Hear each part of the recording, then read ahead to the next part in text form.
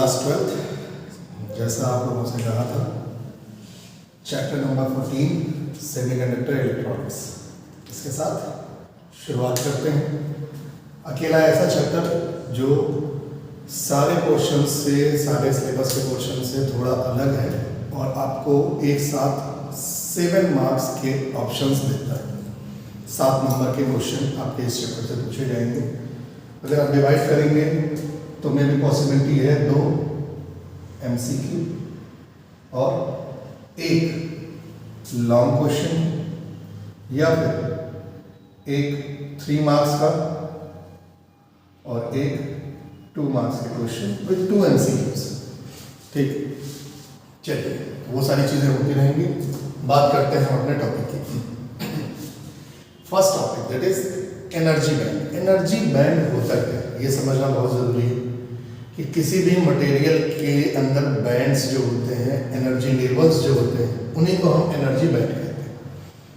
ठीक, अब केमिस्ट्री की अगर पीरियोडिक टेबल की बात करें तो according to periodic table starting के जो एलिमेंट्स होते हैं from first group to third group, वो मेटल्स होते हैं यानी कंडक्टर्स होते हैं।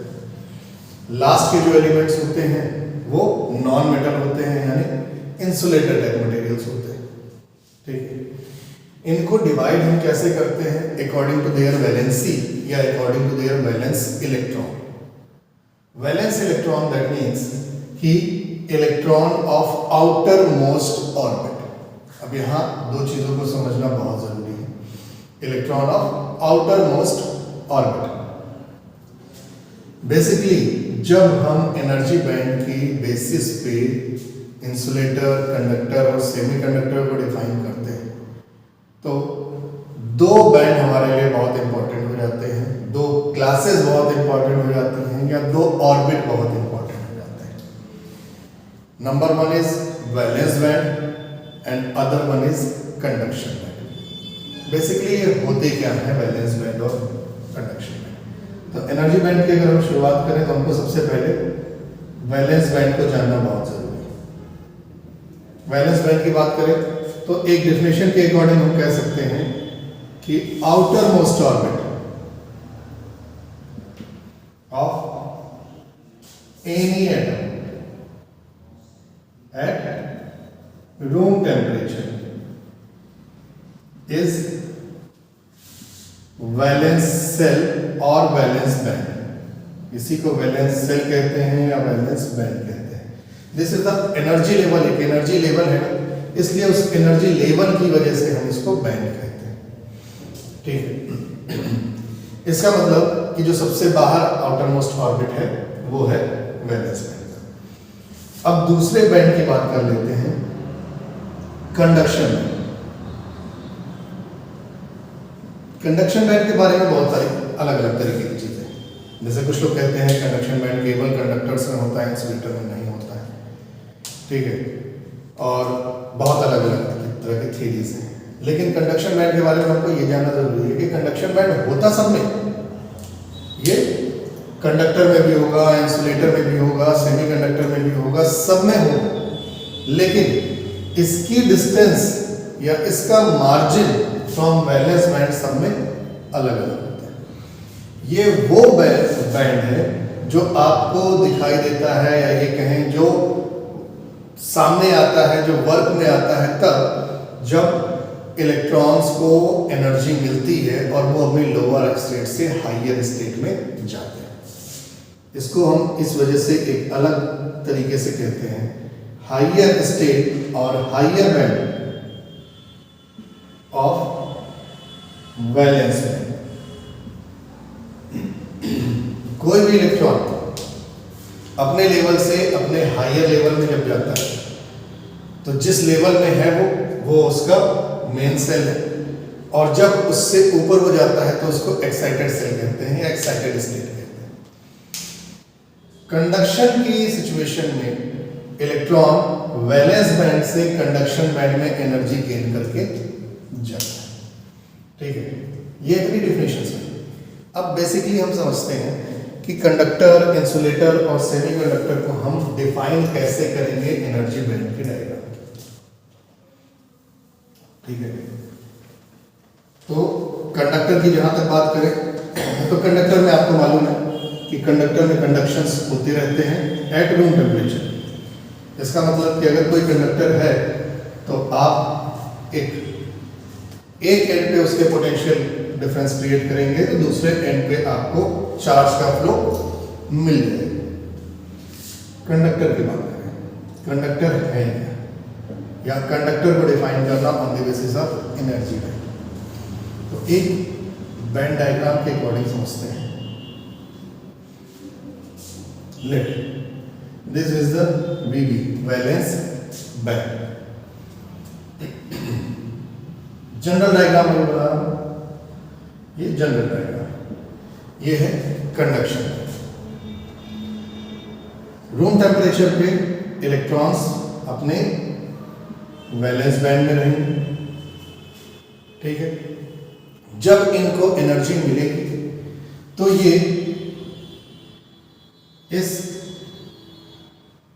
एनर्जी गैप के बराबर की एनर्जी लेके वैलेंस बैंड से कंडक्शन बैंड में जाएंगे, ठीक है। यहां ये कुछ देर तक रहते हैं, अप्रॉक्सीमेटली वो टाइमिंग होती है 10⁻⁻⁸ सेकेंड।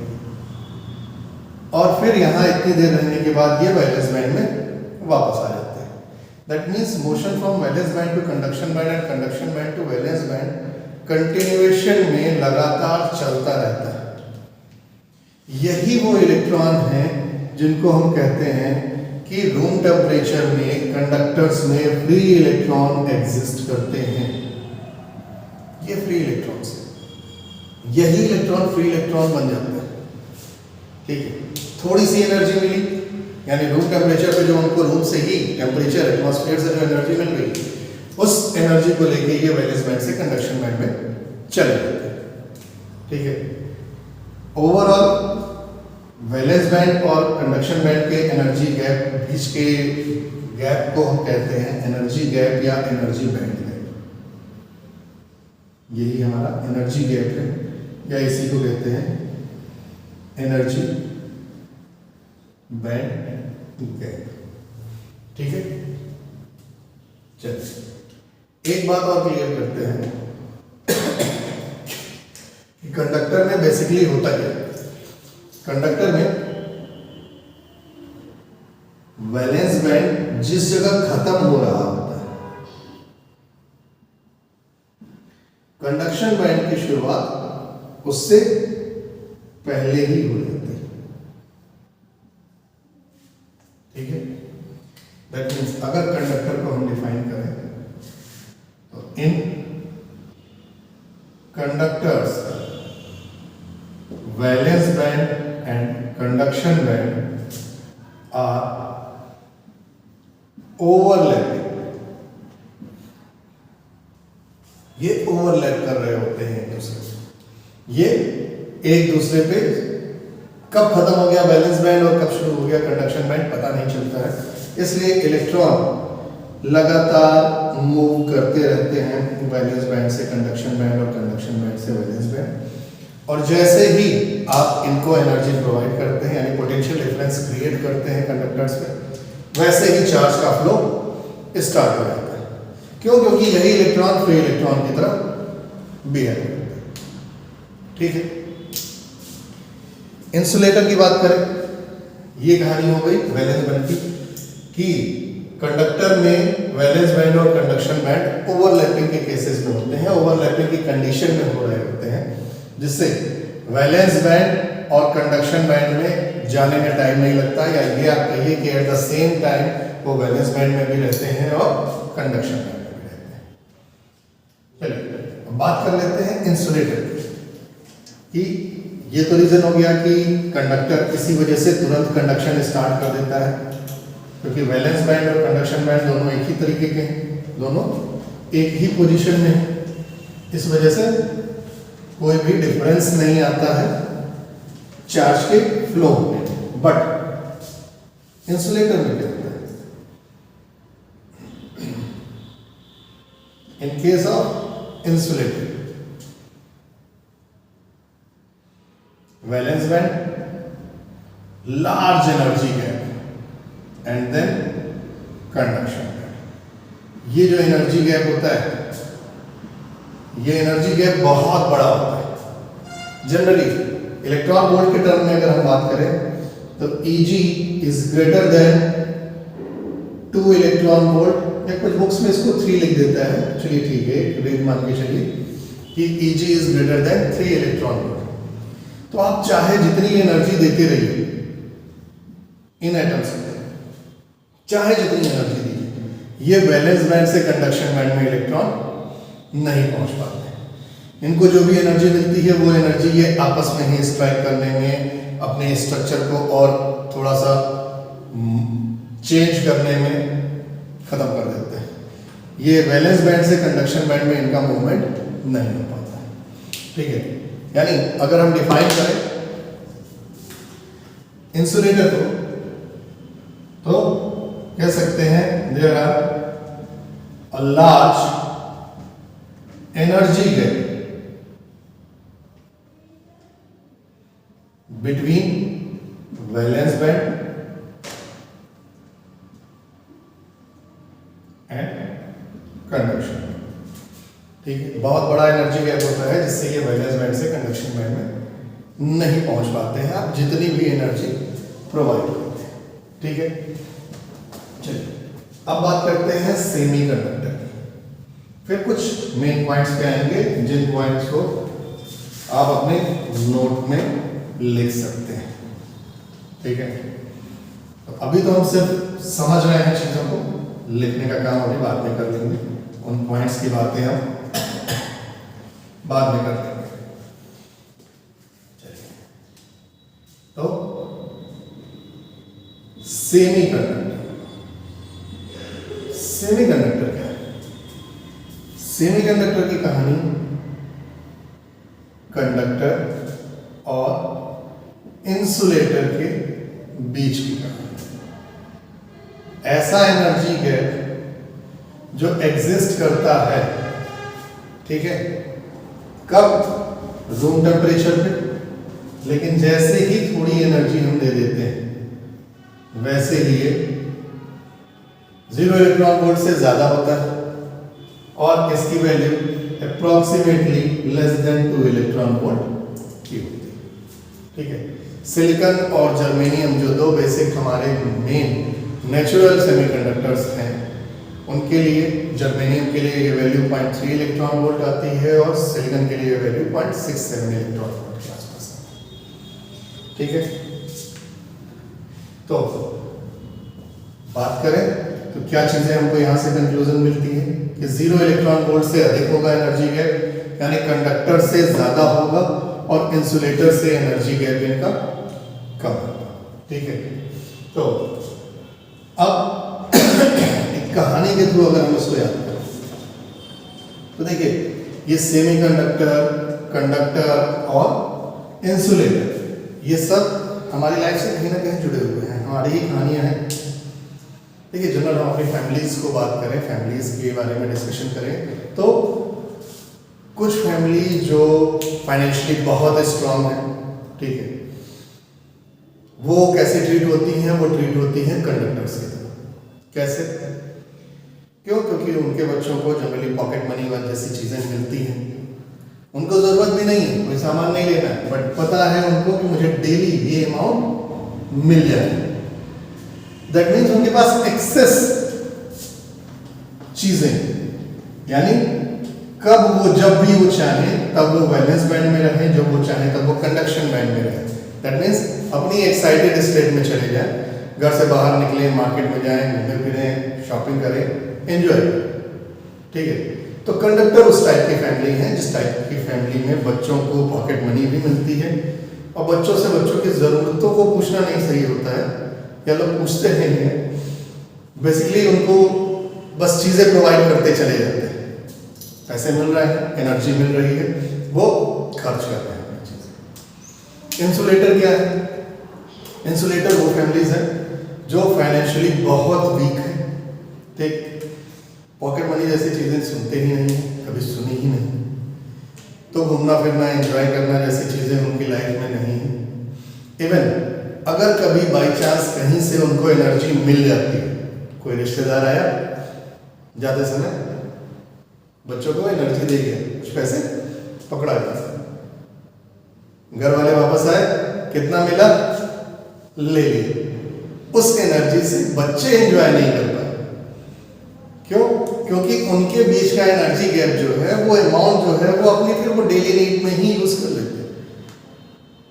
ठीक है, तो कंडक्टर जिनके पास एक्सेस अमाउंट ऑफ एनर्जी है, इंसुलेटर जिनके पास एनर्जी कहीं से भी मिलती है तो वो अपनी डेली लाइफ को ही मेंटेन करने में बिता देते हैं। इंसुलेटर और कंडक्टर के बाद सेमीकंडक्टर को अगर कंसीडर करें तो सेमीकंडक्टर एक नॉर्मल फैमिली या एवरेज फैमिली वाली कंडीशन होती है, जहां पॉकेट मनी तो नहीं मिलती है, लेकिन जरूरत पड़ने पे, थोड़ी सी सोर्स सिफारिश करने पे कुछ ना कुछ सपोर्ट घर से मिलता रहता है। तो जब चाहते हैं तब वो वैलेंस बैंड में रहते हैं और जब वो चाहते हैं तब वो कंडक्शन बैंड में पहुंच जाते हैं। इनके बीच का एनर्जी गैप बहुत ज़्यादा नहीं होता। ठीक है, तो बेसिकली ये तो चीज़ें थी समझने के लिए कि कंडक्टर क्या होता है on the basis of energy gap, on the basis of energy band. तो 3 तरीके की चीज़ें हमने देखी बेसिकली, एक वैलेंस बैंड, दूसरा कंडक्शन बैंड और तीसरा एनर्जी गैप। एनर्जी गैप क्या है? Difference of energy of from conduction band to valence band. Valence band और कंडक्शन बैंड की एनर्जी के बीच का डिफरेंस ही एनर्जी गैप है। कंडक्शन बैंड वो बैंड है या वो सेल है या वो ऑर्बिट है जहां इलेक्ट्रॉन अपनी एक्साइटेड स्टेट में पहुंचता है। वैलेंस बैंड वो ऑर्बिट या वो शेल है जहां इलेक्ट्रॉन नॉर्मल रूम टेम्परेचर पे रहता है। ठीक है, तो इस तरीके से हम कंडक्टर, इंसुलेटर और सेमीकंडक्टर को डिफाइन करते हैं। स्पेशली आपके लिए जो इंपॉर्टेंट है दैट इज सेमीकंडक्टर। अब इससे रिलेटेड पॉइंट्स लिख लेते हैं। सेमीकंडक्टर है क्या? फर्स्ट पॉइंट की अगर बात करें तो इनका कंडक्शन जो होता है is less than conductors। ठीक है, कंडक्टर से इनका कंडक्शन कम होता है और इंसुलेटर से ज्यादा होता है। अगर कंडक्शन की बात करें तो कंडक्शन लेस है किससे? कंडक्टर से, और कंडक्शन ज्यादा है इनका इंसुलेटर से। ठीक है, या इस तरीके से साइन के साथ आप बात कीजिए। सेमी कंडक्टर की हम बात कर रहे हैं तो सेमी कंडक्टर का कंडक्शन कंडक्टर से कम है और सेमी कंडक्टर का कंडक्शन इंसुलेटर से ज्यादा है।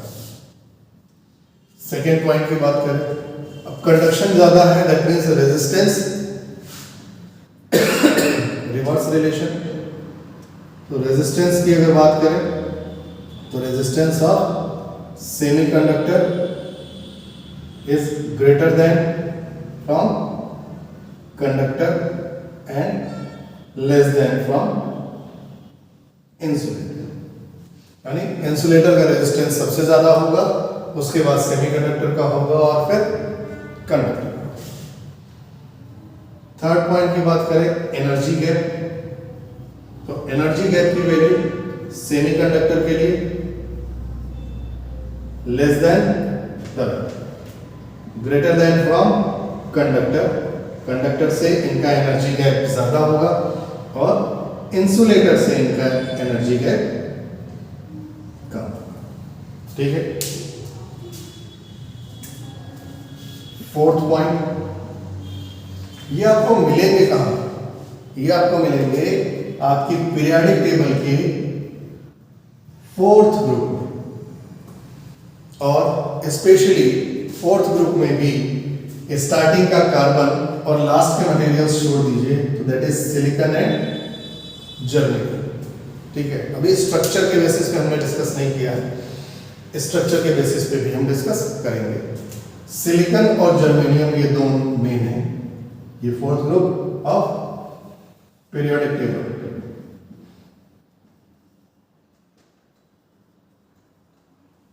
सिलिकॉन और जर्मेनियम ये दो एलिमेंट्स होते हैं जिनको हम एज अ सेमीकंडक्टर ट्रीट करते हैं। ठीक है, तो चलिए नेक्स्ट लेक्चर में, नेक्स्ट वीडियो में कुछ और डिस्कशन करेंगे on the basis of atomic structure of silicon and germanium. इस चीज़ की बात करेंगे कि सेमीकंडक्टर की ज़रूरत क्यों पड़ी, क्या कारण था जिससे हम सेमीकंडक्टर को लेके आना पड़ा, और फिर फर्दर आगे के टॉपिक्स को करेंगे। ठीक है, तो तब तक के लिए आप पढ़ाई करते रहिए, अपनी तैयारी करते रहिए, ज़्यादा दिन हम बचे। Thank you.